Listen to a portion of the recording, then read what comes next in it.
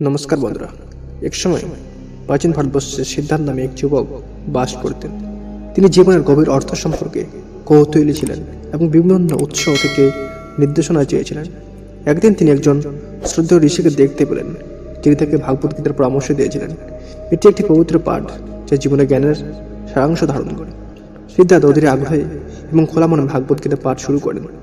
যখন তিনি তার আয়ত্তগুলি গভীরভাবে আবিষ্কার করেছিলেন, তিনি অস্তিত্বের প্রাকৃতিক জীবনের উদ্দেশ্য এবং অভ্যন্তরীণ শান্তি পরিপূর্ণতার পথকে সম্পর্কে গভীর অন্তর্দৃষ্টি আবিষ্কার করেছিলেন। ভাগবত গীতা সিদ্ধার্থকে ধর্ম বা ধার্মিক কর্তব্যের গুরুত্ব শিখেছে এবং তাকে আন্তরিকতা এবং উৎসর্গের সাথে তার দায়িত্ব গ্রহণ করতে উৎসাহিত করেছে।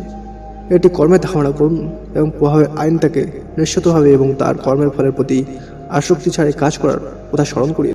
ভাগবত গীতার মাধ্যমে সিদ্ধার্থ আত্মশৃঙ্খলা এবং নয় নিয়ন্ত্রণতার মূল্য শিখেছিলেন। বুঝতে পেরেছিলেন যে প্রকৃত স্বাধীনতা একজনের মন এবং ইন্দ্রিয় নিয়ন্ত্রণের মধ্যে রয়েছে। তিনি ধ্যান এবং আত্মদর্শনের অনুশীলন করেছিলেন, একটি শান্ত এবং নির্বন্ধ মন গড়ে তোলেন যা তাকে করুণা এবং স্থিতিস্থাপকতার সাথে চ্যালেঞ্জ মোকাবিলা করতে সহায়তা করে।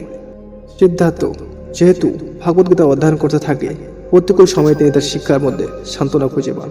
তার নিরন্তর জ্ঞান তাকে সঞ্চয়তা এবং দৃষ্টিভঙ্গি প্রদান করেছে, তাকে বিশ্বাস এবং দৃঢ়তার সাথে বাধা এবং বিপত্তি অতিক্রম করতে সাহায্য করে। তদুপরি ভাগবত গীতা সিদ্ধার্থের মধ্যে সমস্ত জীবনের প্রতি করুণা ও সহানুভূতির অনুভূতি জাগিয়েছে। তিনি অহিংসা বা অতি হিংসার নীতি গ্রহণ করেছিলেন এবং প্রকৃত এবং তার সহকর্মীর সাথে সামঞ্জস্য রেখে বেঁচে থাকার চেষ্টা করেছিলেন। সিদ্ধার্থ দৈনন্দিন জীবনে ভাগবত গীতার শিক্ষা গ্রহণ করার সাথে সাথে তিনি একটি গভীর রূপান্তর অনুভব করেছিলেন। তিনি আরও সহানুভূতিশীল, স্থিতিস্থাপক এবং আনন্দময় হয়ে ওঠেন। তার চারপাশের লোকেদের কাছে ইতিবাচক এবং অনুপ্রেরণা বিকিরণ করে। তার উদাহরণের মাধ্যমে সিদ্ধার্থ অন্যদেরকে ভাগবত গীতার শিক্ষাগুলি অনুসরণ করতে এবং অবতীর্ণ শান্তি ও পরিপূর্ণতার জন্য তাদের নিজস্ব পথ আবিষ্কার করতে অনুপ্রাণিত করেছিলেন।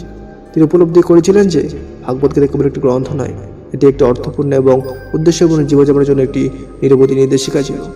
ভাগবত গীতা আমাদের দৈনন্দিন জীবনে অপরিসীম গুরুত্ব বহন করে, কারণ এটি জ্ঞান, সাহস এবং সহানুভূতির সাথে জীবনের চ্যালেঞ্জগুলি মোকাবিলা করার জন্য ব্যবহারিক নির্দেশনা প্রদান করে। এর শিক্ষাগুলি পড়ার এবং চিন্তা করার মাধ্যমে আমরা আমাদের প্রকৃত সম্ভাবনাকে আনলক করতে পারি এবং পরিপূর্ণতা এবং আনন্দের জীবনযাপন করতে পারি। সো বন্ধুরা, এটা কম আকর্ষণীয় ভিডিওতে চ্যানেল সাবস্ক্রাইব করে পাশে থাকুন। জয় হিন্দ, বন্দে মাতরম, ভারত মাতা কি জয়।